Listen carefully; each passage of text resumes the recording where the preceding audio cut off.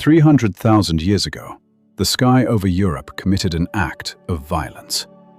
Without warning, a star in the constellation of Gemini collapsed, triggering a supernova that transformed the night into an eerie, violet-hued day.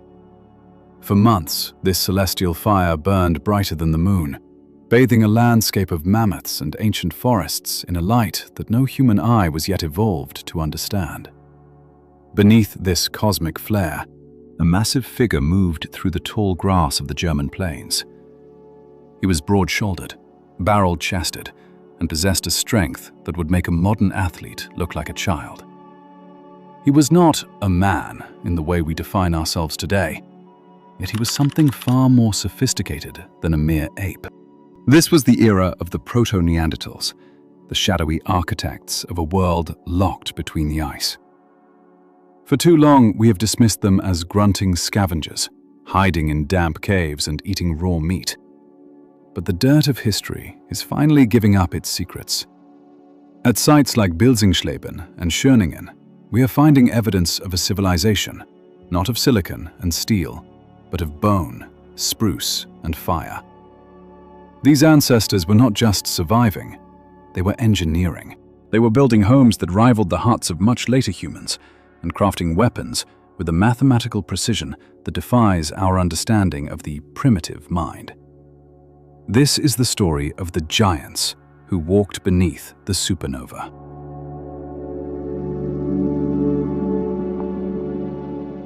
To understand the world they built, we must first understand the machines they inhabited, their bodies.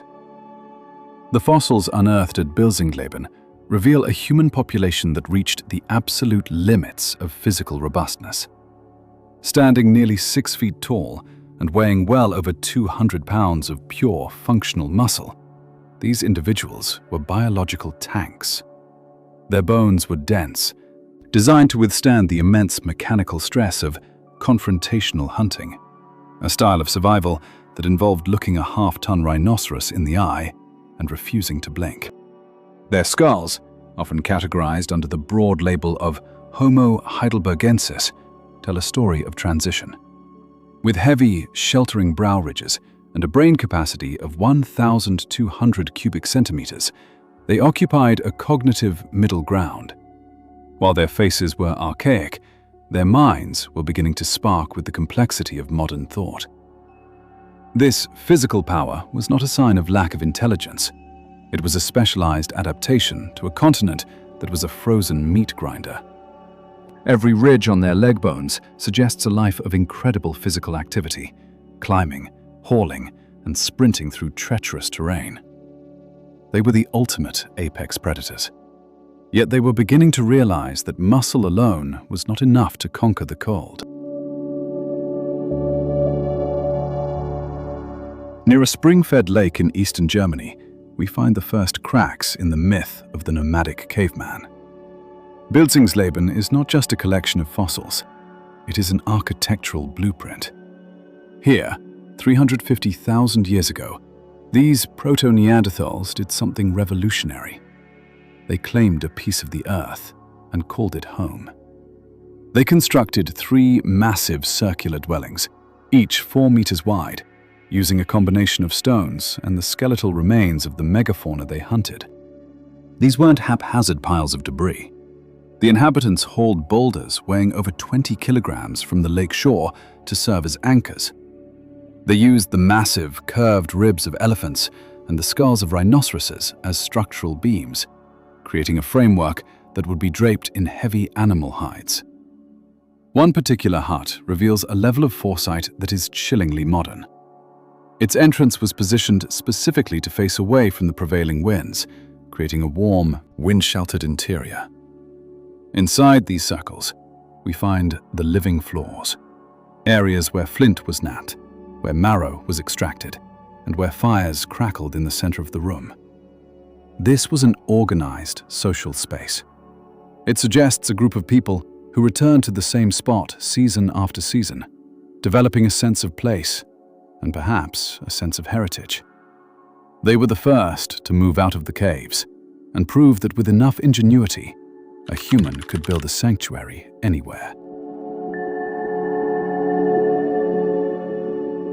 If Bilsensleben shows us how they lived, the site of Schöningen shows us how they killed. Deep in a lignite mine, archaeologists discovered 8 wooden spears that turned the world of paleoanthropology upside down. These weapons, dated to 300,000 years ago, are not the crude pointing sticks one might expect. They are masterpieces of arboreal engineering.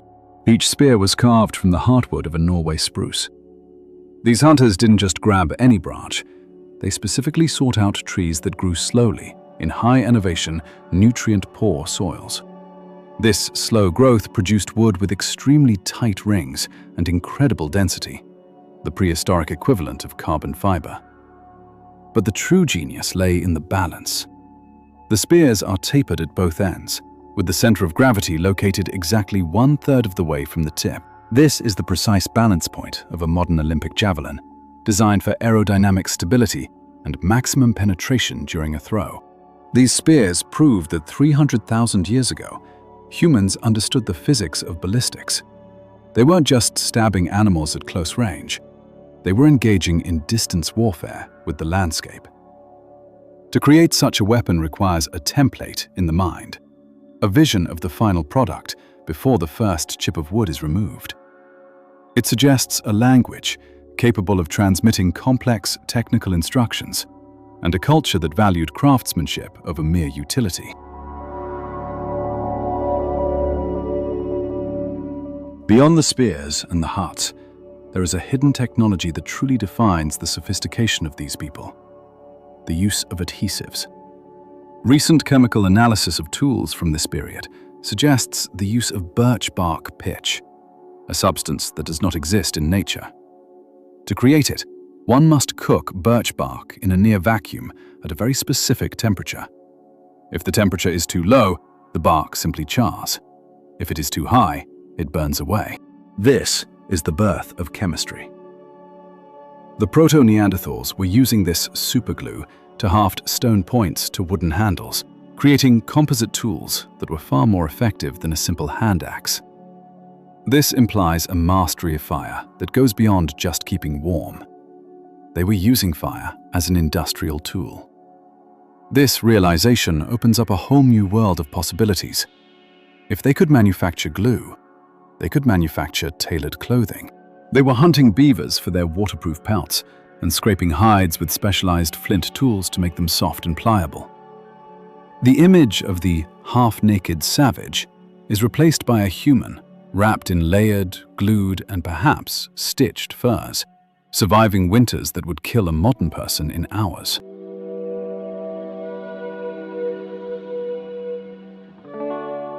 In Hungary, at the site of Vertisoluș, we find a character named Samu. While Samu is only known to us through a fragment of a skull, his campsite tells a vivid story. Here, we find the clearest evidence of controlled fire, not just a one-off blaze, but a hearth that was maintained over long periods. Burnt bones found in the ash indicate that they were cooking their meat, a process that pre-digests proteins and allowed their brains to grow even larger. But the most intriguing finds at Samu's camp are the stone drills. These are small, pointed flint tools that show distinctive rotational wear under a microscope. These humans were drilling holes into something, perhaps wood, perhaps bone, or perhaps even leather. While we haven't found the items they were drilling, the existence of the tool itself speaks of a preoccupation with detail and assembly. Were they making beads for social status? Were they drilling holes for lacing together the hides of the horses they caught with their Schöningen spears? Whatever the reason, it shows a mind that was no longer satisfied with the rough version of the world. They wanted to refine, to connect, and to decorate.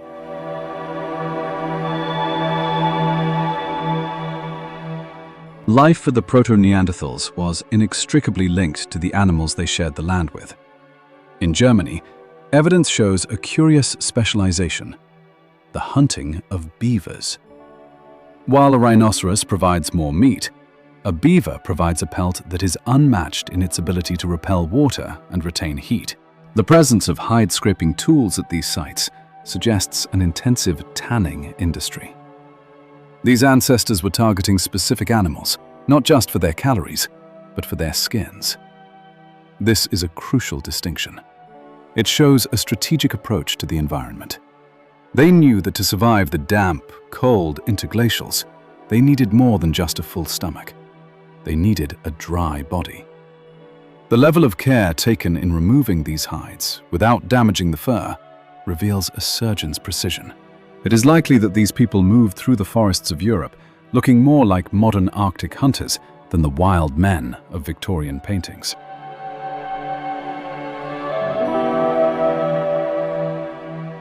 As we look at the totality of the evidence, a question remains. What happened to them? Did they undergo the slow evolutionary process of Neanderthalization, their heavy brows and thick bones becoming the classic Neanderthals of the late Ice Age?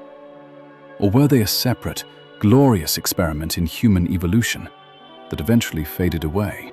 Regardless of their genetic fate, their technological legacy is undeniable. They were the bridge between the archaic and the modern. They were the ones who proved that the human spirit could flourish even when the earth was at its most hostile. They lived in a world of giants, under a sky of exploding stars, and they didn't just survive, they innovated. They were woodworkers, stoneworkers, and architects. They were the first to understand that the world could be shaped to fit the human will.